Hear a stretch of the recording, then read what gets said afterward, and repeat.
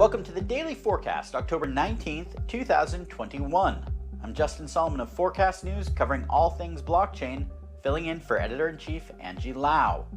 Just last month, China stepped up its crackdown on cryptocurrency, banning all transactions, including those made on crypto exchanges based outside the country. But that hasn't stopped people from trying. We'll take a look at how Chinese crypto users are finding ways to carry on as usual, and a lot more coming up. Let's get you up to speed from Asia to the world. First up, where there's a will, there's always a way. In the case of China's cryptocurrency transaction ban, that has seen people attempting to register overseas companies in order to bypass Know Your Customer checks. Forkast News' Timmy Chen takes a look. Despite China cracking down on crypto activities with all its might, some users have been getting creative. Beijing Business Today reports that moves by more and more crypto exchanges to stop registering new customers and phase out existing users has resulted in investors making efforts to register companies overseas, which could allow them to trade crypto as corporations. And that has seen business opportunities emerge for intermediaries, with many vendors on China's major e-commerce marketplace, Taobao, which is owned by Alibaba, offering such services. A customer representative at one vendor told Forkast News that it has had clients successfully make crypto investments via an overseas company registration. The vendor says customers can register companies in the British Virgin Islands, Marshall Islands, and the UK, with fees ranging from 1,800 to 7,800 yuan.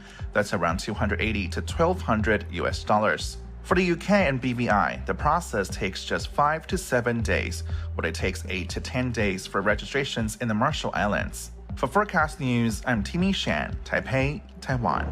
Meanwhile, the crypto mining outflow from China to the United States continues. Crypto mining giant BitMining has announced it will cease all operations in China and invest in Ohio.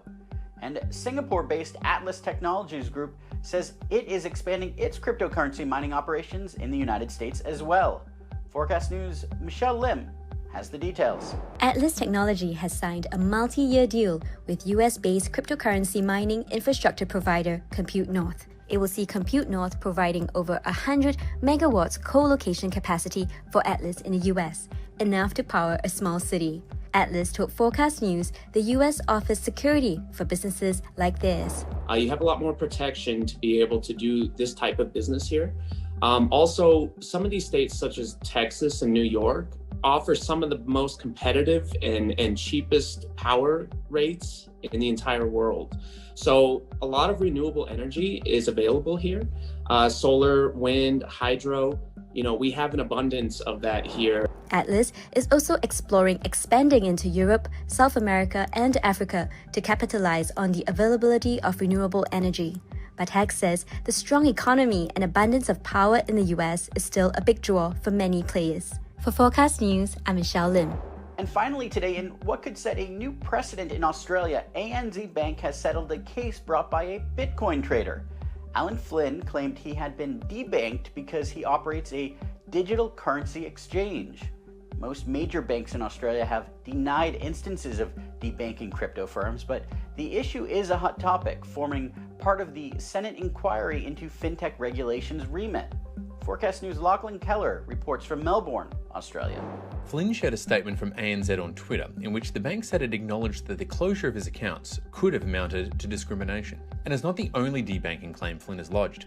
His second, against another of Australia's largest banks, Westpac, will be heard later this week. While Australia's banking sector has long denied allegations of the practice, there is a growing list of complaints from the crypto industry that they are being unfairly targeted. Singapore-based global payments unicorn Nium told a recent parliamentary hearing that Australia is the only country of the 40 in which it operates that it has been debanked in this way. A member of the board of Blockchain Australia told Forkast News he's hopeful Flynn's actions will push the conversation forward. The fundamental issue is this myth of digital assets being all about money laundering or crime use, and banks don't appear to be spending a great deal of time educating themselves, but are in a position where they're able to now. The Senate Select Committee's third and final report is due by the end of the month. For Forkast News, I'm Lachlan Keller from Melbourne, Australia. And that's the Daily Forkast from our vantage point right here in Asia. For more, visit forkast.news. I'm Justin Solomon. Until next time.